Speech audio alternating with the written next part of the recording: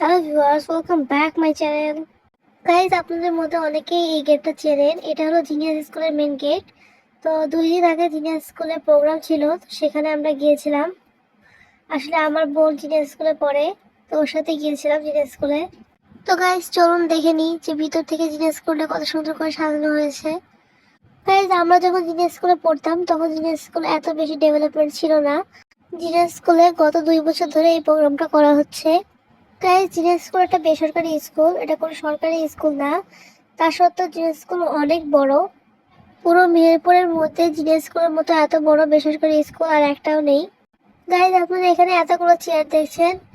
যখন অনুষ্ঠান শুরু হয়েছিল তখন আমি ভেবেছিলাম যে অনেক বেশি বড় হয়ে গেছে, এতগুলো চেয়ার লাগবে না। কিন্তু যখন আমি পরে দেখলাম যে গেস্ট এসেই যাচ্ছে, এত মানুষ হয়ে গিয়েছিল যে আমি আপনাদেরকে বলেই বোঝাতে পারবো না। যারা সেই সময় ওইখানে উপস্থিত ছিল তারাই বলতে পারবে যে কত মানুষ ছিল। তাই যেহেতু আমি আমার বোনের সাথে গিয়েছিলাম, তো সেই সময় কেউ এসেছিল না, শুধু স্টুডেন্টরা ছিল, কারণ স্টুডেন্টের সমস্ত প্রজেক্টগুলো সাজাচ্ছিল। আর স্টুডেন্টরা এখানে ফুডের স্টলও দিয়েছে। এখানে বিভিন্ন ধরনের থিমের উপর স্টল দিয়েছে সবাই। আপনারা একটু পজ করে দেখে নিন যে কি কি লেখা আছে। আমি কিছু বললাম না।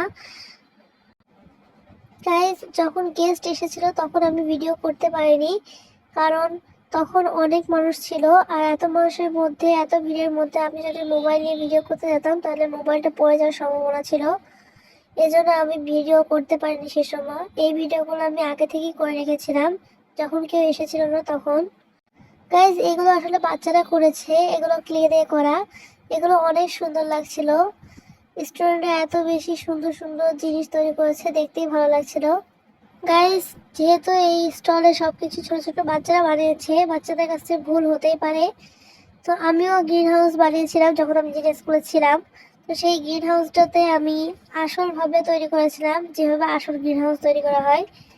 তো এখানে সবকিছু আর্টিফিশিয়াল ভাবে তৈরি করা, এই জন্য এখানে যে গ্রিন হাউসটা বানানো হয়েছে সেটাও আর্টিফিশিয়ালই।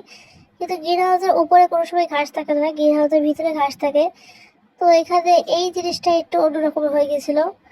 এটা বাচ্চারা ঠিক করে বানাতে পারেনি, বাকি সব জিনিসই মোটামুটি অনেক সুন্দর বানিয়েছিল। গাইজ, এই স্টলটাতে ক্লে জিনিসই বেশি।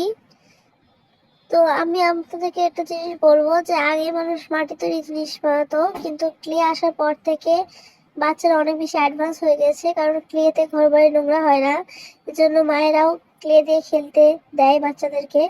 এই জন্য বাচ্চারা অনেক বেশি অ্যাডভান্স লেভেলে যাওয়া শুরু করে দিয়েছে। গাইজ, এই স্টলটা হলো বইয়ের স্টল। তো এখানে আপনারা বিভিন্ন রকমের বই দেখতে পাচ্ছেন।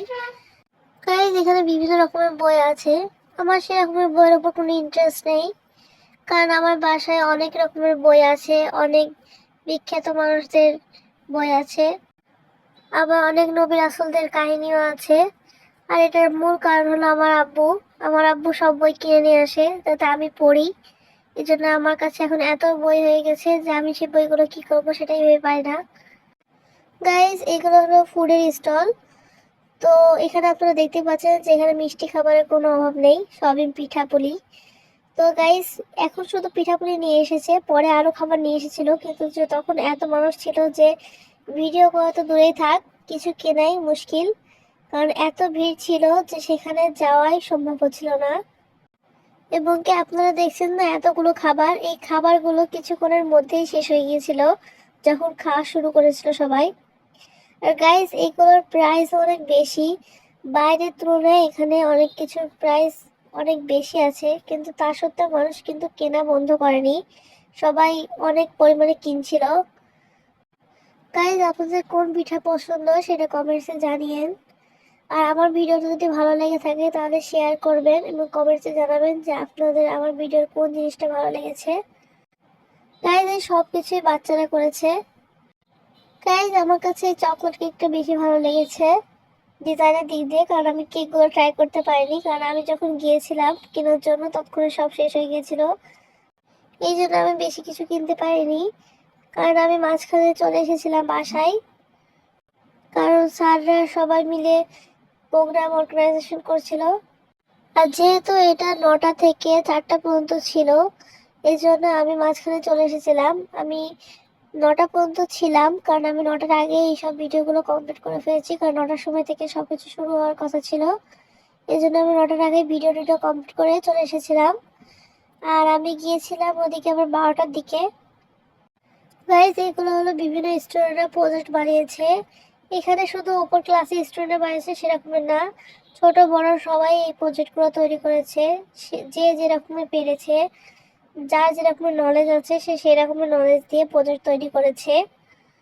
গাইজ, আপনারা এটা মনে করেন না যে জিনিয়াস স্কুল অ্যাডভান্স লেভেলের প্রজেক্ট তৈরি করে না, অ্যাডভান্স লেভেলের প্রজেক্ট তৈরি করে, কিন্তু সেগুলো চালিয়ে দেখানোর জন্য 9-10-এর ছেলেগুলো ছিল না।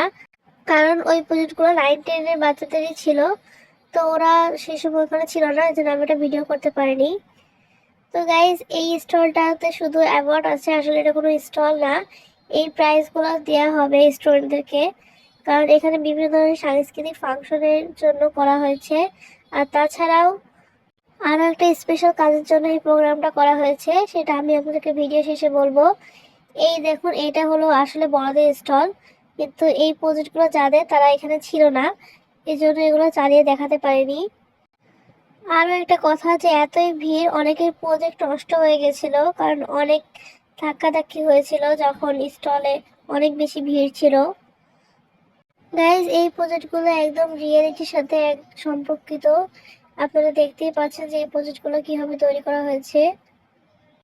গাইজ, যখন ফাংশন শুরু হয়েছিল তখন শুধু আমি অল্প একটু ভিডিও করেছিলাম, তো আপনারা দেখতেই পাচ্ছেন যে কত ভিড় এখনই।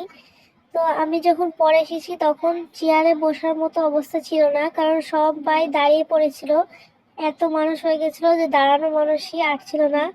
গাইজ, আমি ভিডিওটা জুম করে করার চেষ্টা করেছি, কিন্তু যে সেরকম ভালোভাবে করতে পারছিলাম না, কারণ সামনে অনেক মানুষ ছিল। গাইজ, এখানে স্টুডেন্টরা সব টিচারদেরকে ব্যাচ পড়াচ্ছিল। গাইজ, আগেরবার যখন ফাংশন করা হয়েছিল তখন বাইরে থেকে কোনো গেস্ট এসেছিল না, কিন্তু এবার বাইরে থেকে গেস্ট এসছে, এই জন্য আরো বেশি জমজমা করে করা হয়েছে। গাইজ, স্টুডেন্টরা ব্যাচ লাগানো হয়ে যাওয়ার পরে ছেড়ে যেসব স্টুডেন্টগুলো ছিল তারা ফুল দেওয়ার জন্য এসেছিল। গাইজ, আমি এখানে আসল সাউন্ডটা বন্ধ করে রেখেছি, কারণ এখানে অনেক র্যাশেস ছিল, যার কারণে সাউন্ডের কারণে আপনারা আমার ভয়েসটা শুনতে পারবেন না, এই জন্য আমি এই সাউন্ডটা অফ করে রেখেছি। গাইজ, এইটুকু ছিল আগের ভিডিও। তারপর আমি বাসায় চলে গেছিলাম, তারপর আমি যখন এসেছি তখন এই প্রোগ্রামটা হচ্ছিল। এখানে আসলে বাচ্চারা নৃত্য করছে।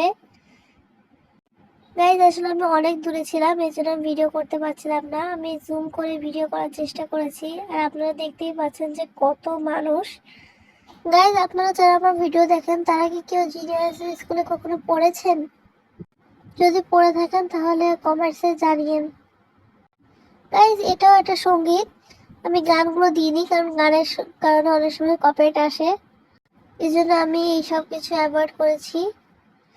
গাইজ, এইগুলো আমি ভিডিও করেছি, বেশি কিছু ভিডিও করিনি, কারণ আরও অনেক কিছু হচ্ছিল, কিন্তু আমি 4টা পর্যন্ত থাকবো না, এই জন্য আমি বেশি ভিডিও করিনি, আমি শুধু অল্প কিছু ভিডিও করেছি। গাইজ, ওই স্টলগুলোর মধ্যে আরও একটি স্টল ছিল, সেটা বিরিয়ানি স্টল ছিল, সেটা স্কুলের স্যাররা মিলে করেছে। সেই স্টলের ভিতরে শুধু বিরিয়ানি ছিল, আর অন্য কিছু ছিল না। তো আমি বিরিয়ানিটা আপনাদেরকে দেখিয়ে দিচ্ছি ভিডিও শেষে। গাইজ, আমি বলেছিলাম যে জিনিয়াস স্কুলে আরও একটা কারণে প্রোগ্রামটা করা হয়েছিল, সেটা হলো এইচএসসি পরীক্ষাদের যে রেজাল্ট দিয়েছিল তাদেরকে প্রাইজ দেওয়া হবে, সেই জন্য এটা করা হয়েছিল। গাইজ, এই কার্ডটা সব স্টুডেন্টকে দেওয়া হয়েছে, আর এই কার্ডে সব ডিটেলস লেখা আছে, আপনারা চাইলে এটা পজ করে দেখে নিতে পারেন। আজকের মতো ভিডিওটা এখানে শেষ করছি, আবার দেখা হবে নতুন একটি ভিডিও নিয়ে। আল্লাহ হাফেজ।